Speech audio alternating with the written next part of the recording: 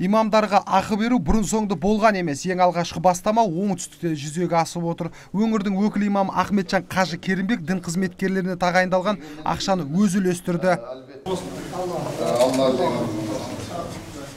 Біздің дін қызметкерлері үшін үлкен көмек. Иншалла осы бұл әрекеттің нәтижесінде Құдай қаласа мамандарымызды жетілдірудің де мүмкіндігі туатын болады.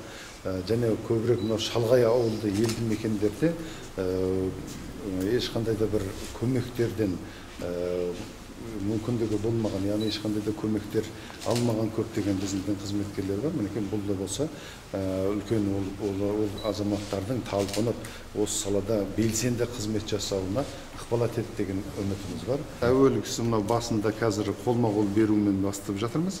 Енді алдағы уақыттарда мүмкін сол жаңағы карточкалық жүйеменен беруді назарға алатын боламыз. Бұл игі бастаманың мақсаты ауыл мешіттерінің қызметін жандандырумен қатар сапалы дін кадрлерін тұрақты ұстап тұру, жоғарғы діни білімі бар мамандарды алыс жақын ауылдарға жіберу. Ал 16 жылдан бері халыққа тура жолды насихаттап келе жатқан Досым Шәріпұлы Уақып қайырымдылық қорының қамқорлығына алғысын білдірді.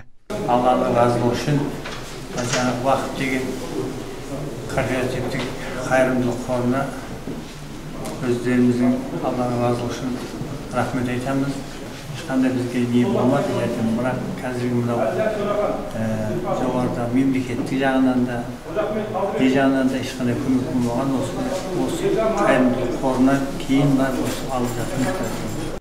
Әзірге қайырымдылық қордан бөлінген ақша өңірдегі имамдардың 10%-на берілді, ал 2018 жылдан бастап барлық дін қызметкерлеріне тұрақты жалақы төленетін болады.